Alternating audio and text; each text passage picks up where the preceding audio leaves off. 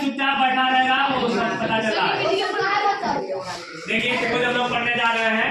तो त्रिभुज में क्या है, तीन रेखा खंडों से घिरी बंद आकृति को त्रिभुज कहते हैं। क्या कहते हैं?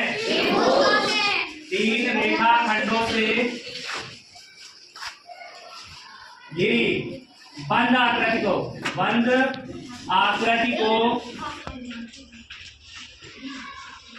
त्रिभुज कहते हैं। क्या कहते हैं?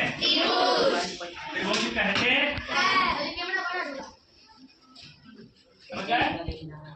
आया समझ में? तो प्रत्येक त्रिभुज में तीन बातें याद रखना। प्रत्येक त्रिभुज में, अब वो कैसा भी त्रिभुज हो, अभी हम लोग जानेंगे कौन कौन टाइप के त्रिभुज होते हैं। मान लीजिए ए बी सी, तीन ये शीर्ष हो गए, तीन भुजाएं हो गई। प्रत्येक त्रिभुज में तीन शीर्ष, कितने शीर्ष? तीन शीर्ष, तीन कोण और तीन भुजाएं होती हैं। और तीन भुजाएं होती हैं। तीन भुजाएं क्या होती हैं? तीन भुजाएं होती हैं। शीर्ष कौन से हुए? शीर्ष हमने अपने वाले में लिखे ए बी सी। कोण कौन कौन से होंगे? ध्यान दीजिए, अगर इनको लिखना चाहो तो ऐसे भी लिख सकते हो, कोण ए, कोण बी या कोण सी। अथवा पीछे बातें हो रही हैं, बातें नहीं कीजिए। अथवा इसको ऐसे भी लिख सकते हैं, ध्यान से सुनना।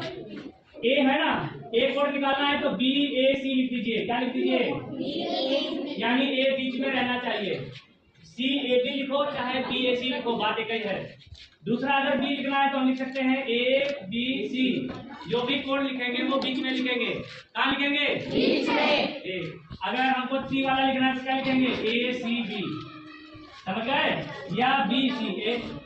इसमें कोई दिक्कत है? भुजाएं क्या होंगी? भुजाएं हाँ, भुजाएं होंगी ए बी बी सी सी ए। तीन भुजाएं हो गई। तीन भुजा, तीन कोण, तीन शीर्ष। समझ गए?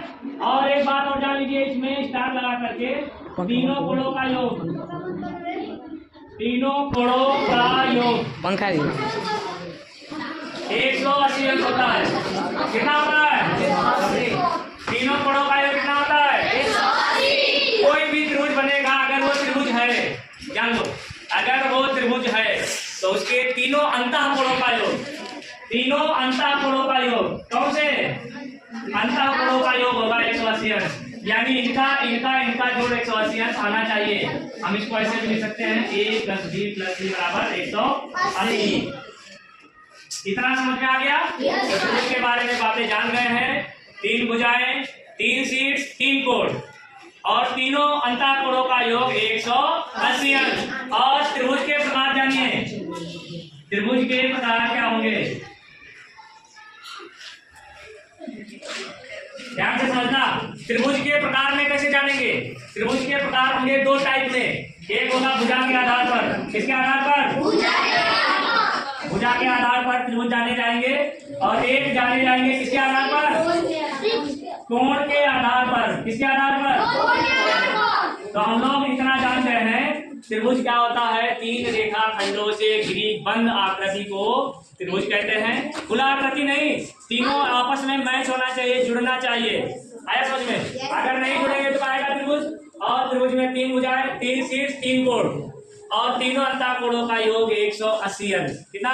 180 अंश। और त्रिभुज के प्रकार होंगे दो टाइप में। कितने प्रकार में? दो। एक होगा भुजा के आधार पर और एक होगा कोण के आधार पर। तो अब हम लोग आगे देखेंगे भुजा के आधार पर कोण कौन कौन से होंगे। तो हमें लगता है इतना पहले नोट हो जाए, उसके बाद में आगे बढ़ाया जाए, है ना? उसके बाद में आगे बढ़ाएंगे, ठीक है ना?